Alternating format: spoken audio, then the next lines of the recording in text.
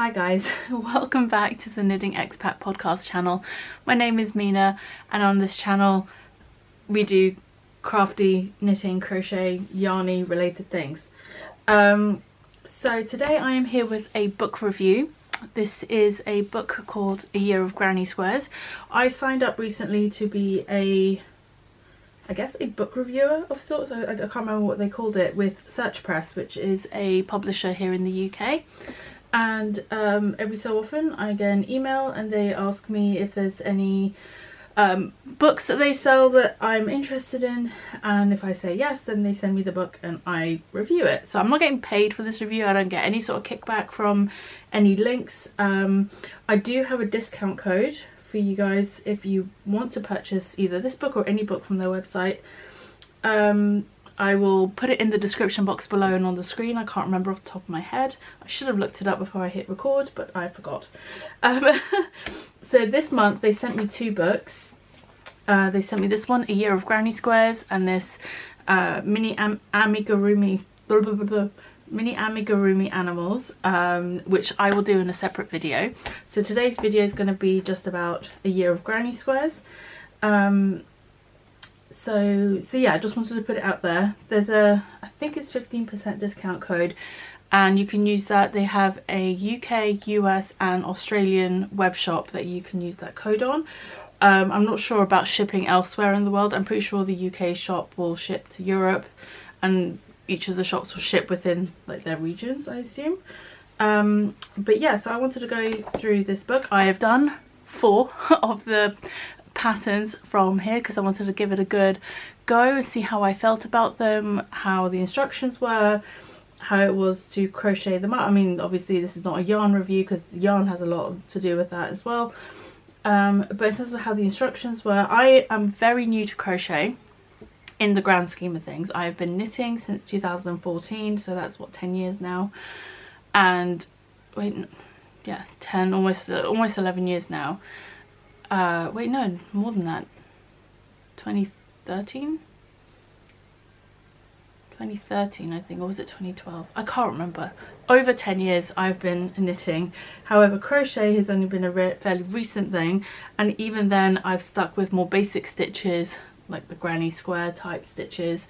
Nothing more complex than just single crochets, double crochets, half double crochets. I think that's literally been the limit of my crocheting ability up until now. So this was a good experiment to just sort of expand my understanding of crochet, learning some new stitches. There was definitely some in here that I hadn't done before, like a front post double crochet. That was new to me. And yeah, so I just wanted to go through just a general overview of the book. So as it says, A Year of Granny Squares. There are 52 granny squares to crochet, one for every week of the year. So if you did want to like work your way through the book, you could literally do 1 square every week and then sew them all together to create a blanket of varying squares, or you can just pick a couple and mix and match as you like. The book does actually, on certain pages, with whatever the square is that it's talking about, it offers what would be a good companion square to go with it in terms of mix and matching different squares together. So that's nice that it gives you some ideas. Also with some of the squares, like for this one for example, it'll give you a little idea of what it will look like if you piece more than 1 square together, what sort of pattern you can create using that 1 square, only using that 1 square.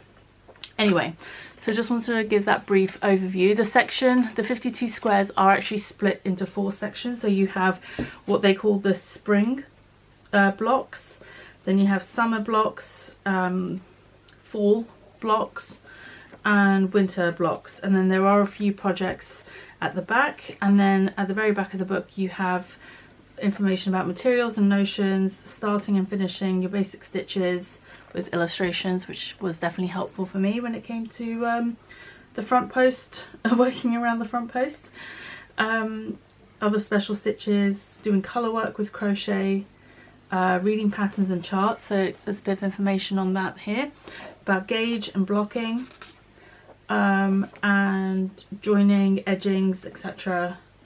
So a lot of good sort of finishing techniques and general information. There's even a section on how to create tassels, but the bit that I like the best about this book is this little flap at the end. So this here is a crochet terminology little flap.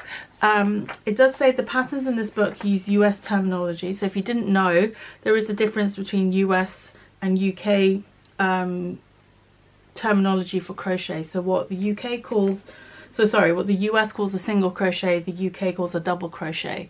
So you can imagine the confusion. if what the US calls a double crochet, the UK calls a treble crochet. So if you're reading a pattern and it's written in US crochet terminology and you are used to UK crochet terminology and it's telling you to do double crochets, you might accidentally end up doing a single crochet instead of what it actually wants. Anyway, I found this really helpful.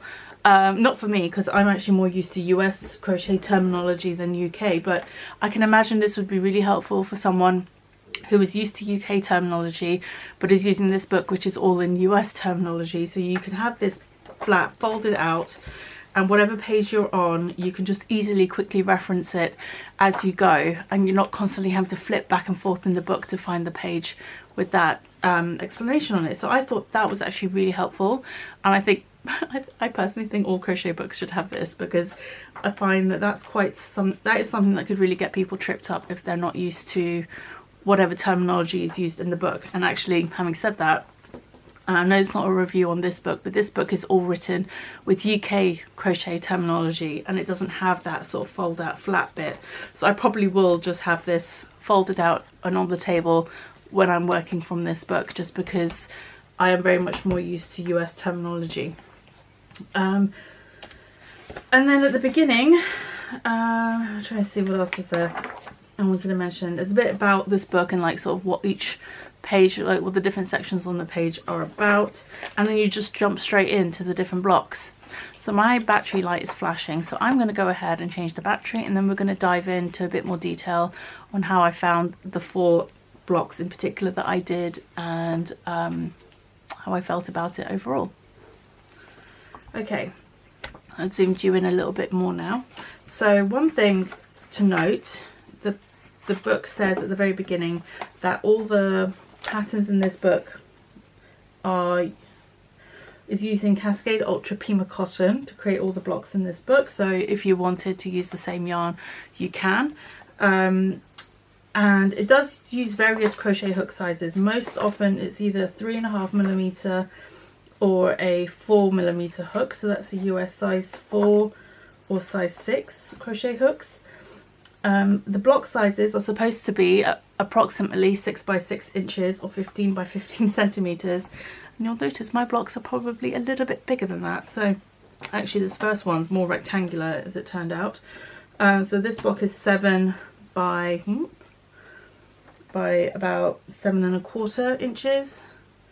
This one is 7 by 7. This one as well is about 7 by 7, and this last one hasn't been blocked yet. The others I have blocked. So this one's pre-blocked size is also 7 by 7.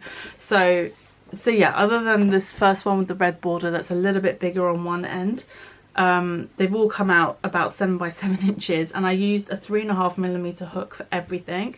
So that just tells me my gauge is a bit looser in crochet than anything else, at least more so than the author's. Another thing that tells me that is when I look at the actual finished block compared to my blocks are a lot more airy.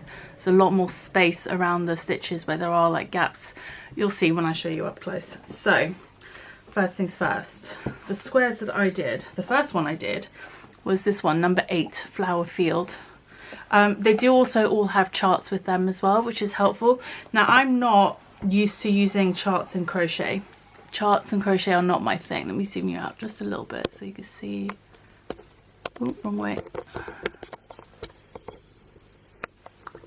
I love a good knitting chart. Like I definitely do well with charts with knitting, but with crochet I'm not quite used to it yet. But having done these 4 blocks, I've gotten much better at reading charts. And what I found the charts really helpful with was when I'm reading the instructions, and if I can't, I'm a fairly visual learner. And sometimes, especially with crochet, because I'm quite new to it, it can be hard to completely visualize what the instructions are telling you to do when you're just reading it. So I found the chart really helpful to follow along. When I'm reading the instructions, I can follow along and visually see how that's going to work and how I should expect that to look in the finished pattern. So yeah, so this one, like I said, was called Flower Field, and it uses a stitch pattern which I believe is also referred to as like a Catherine wheel. Mine is not quite as nice as the finished pattern. I did have a lot of trouble with this one. There were a couple of times where I misunderstood the instructions and had to rip back a few times to actually get it to look how it's supposed to look, which is no fault of the pattern, that is entirely on me. I probably didn't pick the easiest one to start with. And again, because my gauge is a bit off, as you can see, my my square is more rectangular in shape, and even after blocking I couldn't quite get it to block out to be perfectly square, which is fine. Like I said, this was just a bit of an user learning experience, if nothing else. What I would do if I did this again next time, the starting you start and end with a row of double crochets. So if I was to do this again, knowing that my gauge is slightly off and my squares were coming out more rectangular, is I'd probably swap the double crochets for half double crochets, just so those rows would be that little bit shorter, and then hopefully that would make it more square. That's just, again, a personal adjustment that I can make to the pattern to make it work to what it's supposed to be, if that makes any sense whatsoever. So you do get all the information about what yarns, which colours, etc. they used of the Cascade Ultra Pima cotton. I used, let me grab it. I use this yarn. I have a couple of boxes of these yarn colour packs from this Hello yarn that I've picked up from TK Maxx. It's all 100% cotton. It's in theory meant to be DK weight, but it's definitely more like a sport weight or a heavy fingering weight to me. But I used it as a DK weight yarn in this pattern. That might also that might also explain why my squares look a bit more airy than the ones in the book. Maybe my yarn's just not as thick. But yeah, ultimately I'm not too displeased with how this has turned out, considering how much trouble I had with this block. But there again, like I said, the trouble I had with it is just down to my own inexperience with crochet and not to do with the pattern writing, because there was no issues with the instructions. The actual instructions were great. And the next one I have earmarked that I did was this one called Polyanthus, and I used very similar, well, I used the exact same colours, just different hues of it, different variations of it. So this one was really interesting because it was the first time I had to do a front post treble crochet and front post double crochets. And it was also the first time I did a double treble crochet, because I was like, oh, okay, that's these long ones in the corner. So that was an interesting experience. This one, as you might be able to see, compared to the picture in the book, there's a lot more, like, the gaps look a lot bigger around these spaces compared to in the book. It looks a lot tighter. There again, my gauge is off. My gauge is definitely looser, sorry, than the author's, because my squares are coming out at 7-inch blocks rather than 6-inch blocks. So that's quite a significant difference. Having said that though, I'm not unhappy with it. Like I said, it's just an area finer look. Area like, okay, you know what I mean. So again, had no issues with understanding the instructions on this one. The starting few rows in the red section were definitely the trickiest. I definitely found doing a front post double crochet around the initial round of half double crochets in the magic circle to be quite tricky. So I actually had to loosen up the magic circle so I could get my crochet hook around the half double crochets more easily, and then tighten it off once I finished all the red section. Again, not a problem, but it is something that, you know, it could have been a note could have been added about that in the pattern. Like, it's not the end of the world generally, really not, but for someone who's completely new to crochet, that would have been a helpful piece of information to have, because after the first round you're done with the magic loop, and then it's 2 rounds later that you have to come back and do this front post double crochet into what is the magic loop round of initial stitches. So had that initial loop been left a little bit looser, it would have been easier to do that. So I had to go back and like fiddle with it to open it up a little bit to do that, and then tightened it afterwards. Again, like I said, it's really not the end of the world by any stretch. It's just a note on that one. But this was a really fun one. Definitely a fun block to work on. The next block that I did, so those two were from the spring section. I had a few earmarked, but I didn't do all of them. This one is really quite cute. I love like the 3D flower effect. There's a few of them in this book that have this like 3D effect to them, which I really liked. So the next one I did was this one called Summer's Cauldron. And again, you can see how in my example, like it is a fairly airy and has large gaps in the pattern, but for some reason it feels like my ones are bigger. There again, my gauge is looser, so that probably explains it as well. But this was another one that was really fun to do. I got to the final round, well, the first of the, there's a blue round and then there's a final round of single crochets, but I got to the blue section at the end and realized I'd made a mistake back in the yellow row, but it was a mistake that would have been really noticeable and I wouldn't have been able to work around it, so I did have to rip all the way back, undo all that and redo the from the yellow section back out, but really didn't take very long at all. This one was probably the quickest of all the blocks that I had to do. And yeah, because this middle section is a very simple basic circle, and then you've got 3 rows of essentially repeating the same sort of stitch pattern, and then you got the final bit. So this one was by far the quickest of all the blocks that I did. I really enjoyed doing it. It was quick, it was simple, it was satisfying, very satisfying to do. So I enjoyed that one a lot, and again, no issues with the instructions.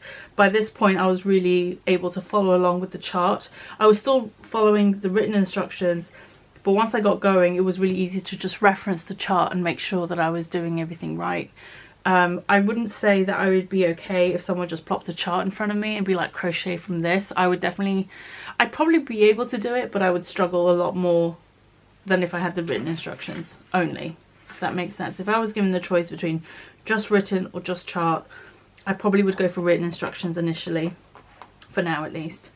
I'm hoping I'll get to the point with crochet that I can just use a chart and not need to use written instructions. Finally, I have this one called Fall Wreath, which I actually did this morning. This is a lot. I wanted to do 4 blocks because I wanted to give it a real good go and do a variety of different styles. This one's a lot more of a dense block. It's a little bit more reminiscent to the first one. There's not a lot of gaps in it, and this was interesting because I learned how to do what they call here a bobble stitch, and there's various sizes of bobbles that had to be done, and so that was an interesting learning experience.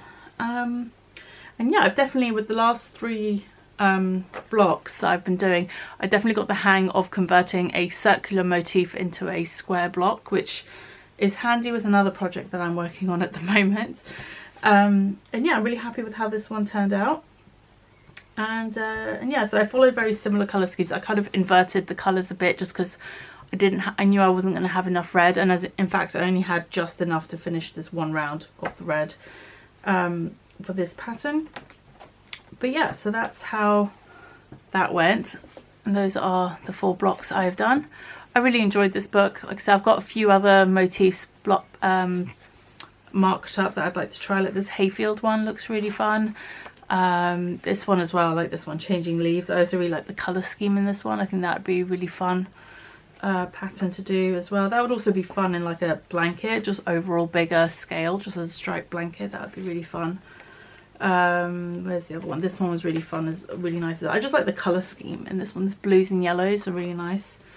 There's loads of really lovely patterns in this book. There's some monochrome ones and just single colour. There's a bunch in multicolours. Just lots of options. This one looks really nice as well with the 3D motif type effect on that one, which I think is pretty cool.